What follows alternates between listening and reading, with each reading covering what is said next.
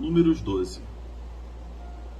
Miriam e Arão começaram a criticar Moisés, porque ele havia se casado com uma mulher etíope.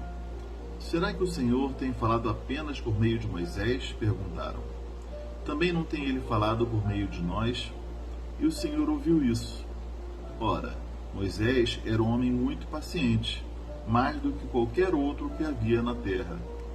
Imediatamente, o Senhor disse a Moisés, a Arão e a Miriam: dirijam-se à tenda do encontro, vocês três.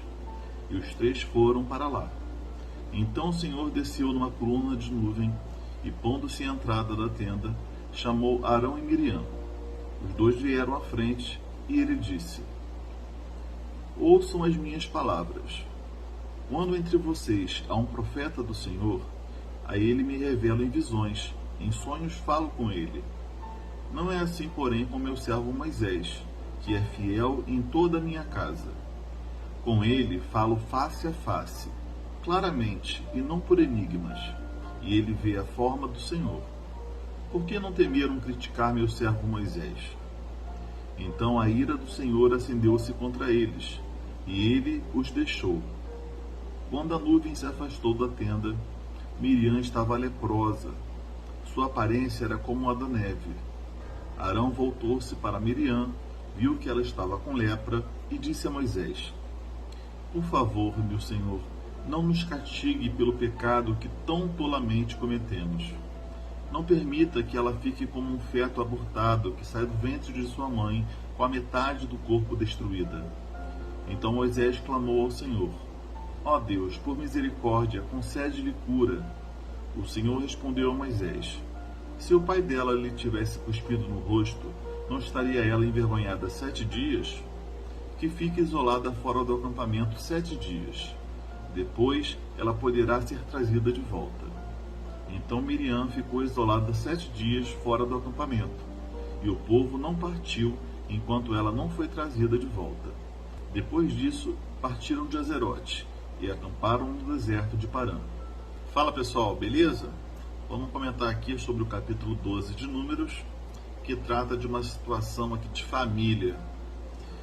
Para quem não sabe, Miriam e Arão eram irmãos de Moisés, e aqui eles se unem para criticar Moisés e questionar a autoridade que havia sobre a vida de Moisés. Isso porque Moisés tomou como esposa uma mulher estrangeira, né? Nessa versão diz uma mulher etíope. Então eles, considerando que talvez Moisés estivesse tomando decisão errada para a sua vida, começaram a questionar também a autoridade de Moisés, se Deus falava apenas por intermédio de Moisés. E Deus ouviu essa queixa deles, Deus percebeu, viu, né, acompanhou essa sementinha de rebelião que começou ali, porque o que começa com um comentário pode aumentar, pode crescer, pode envolver outras pessoas, e quando você vai ver, já tem aí metade do povo, né, ou uma parte considerável do povo, tentando se rebelar contra o seu líder. E nesse momento aqui, o que Deus não queria era divisão, né? Se em nenhum momento Deus quer divisão, quanto mais nesse momento, né, em que Deus estava se relacionando diretamente com Moisés, Deus estava tratando diretamente com o povo, fazendo sinais, fazendo maravilhas, exortando, repreendendo, suprindo necessidades. Então não havia aqui espaço e nem necessidade de haver esse tipo de questionamento, por mero preconceito, né? Então, Deus vendo ali aquela sementinha do mal, algo que poderia gerar um problema muito maior no futuro, Deus vai lá e corta esse mal pela raiz. E por isso Deus adverte, né, e deixa um sinal ali na pele de Miriam, né? Deus fala: olha só, reúne aqui. Primeiro ele fala o seguinte: se reúne aí, Moisés, chama lá, chama Miriam, chama Arão, seus irmãos, vamos ter uma conversa aqui. E Deus fala o seguinte para eles: olha só, com outros eu falo através deles, eu dou visões, eu falo em sonhos, só que com Moisés eu falo face a face, eu falo diretamente, né? Ou seja, Deus deu um tapa na cara deles, né? Para eles que estavam questionando a autoridade, né? Deus fala, não, com ele eu falo diretamente, ele está sendo usado por mim, está sendo minha boca no meio do povo, vocês não têm nada que questionar, vocês estão questionando por causa da maldade do coração de vocês, porque sou eu que tenho feito e falado através da vida do meu servo Moisés, né? E então a ira de Deus se acende, e quando Deus, né, que estava ali aparecendo na forma de uma nuvem no meio deles e falando com eles, né, uma coisa surpreendente, quando aquela nuvem deixa aquele local, Miriam se encontra leprosa, né, com boa parte do seu corpo tomada pela lepra, né? Essa lepra aqui, traduzida por lepra, pode ser qualquer doença de pele, né? Mas como a gente sabe, qualquer pessoa que tivesse esse tipo de enfermidade contagiosa era retirada do arraial, né? Era colocado, afastado para não contaminar os outros até que ela se purificasse. E Deus só não faz o mesmo com Arão, provavelmente porque Arão tinha essa figura de sacerdote, né? E sumo sacerdote, então ele tinha uma representatividade perante o povo, então era mais do que o próprio Arão respondendo por seus atos, mas era a questão do seu sacerdócio, e Deus o poupa provavelmente por esse motivo. E também vemos aqui Arão ficando receoso com aquela situação e logo clamando, né, a Moisés para que ele não fosse castigado também. Também fala sobre Miriam, né, que ela não permanecesse daquela forma.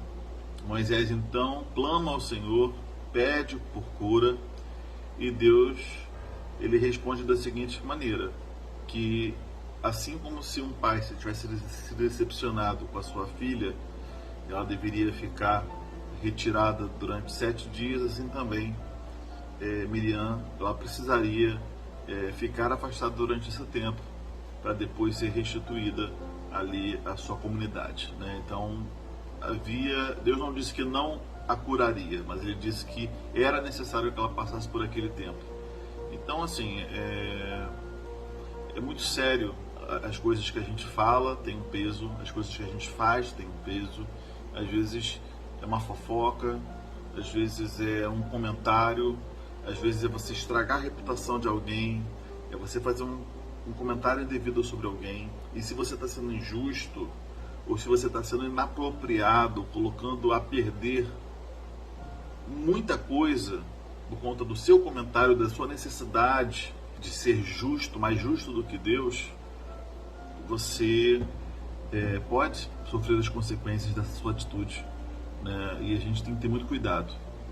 Às vezes você está colocando uma pessoa mais fraca na fé em perigo, porque você não teve cuidado. Porque às vezes você falou o que não devia, para quem não devia, ou mesmo falando com pessoas corretas, você foi injusto e você plantou uma semente de discórdia, uma semente de divisão, de rebelião. Temos que ter muito cuidado com isso. Se você não vai somar, se você não vai acrescentar, né? Se você não tem o que falar na frente da pessoa, não fale pelas costas. Se você não tem certeza do que você está falando, não fale, guarde para você, porque às vezes uma palavra pode destruir muito.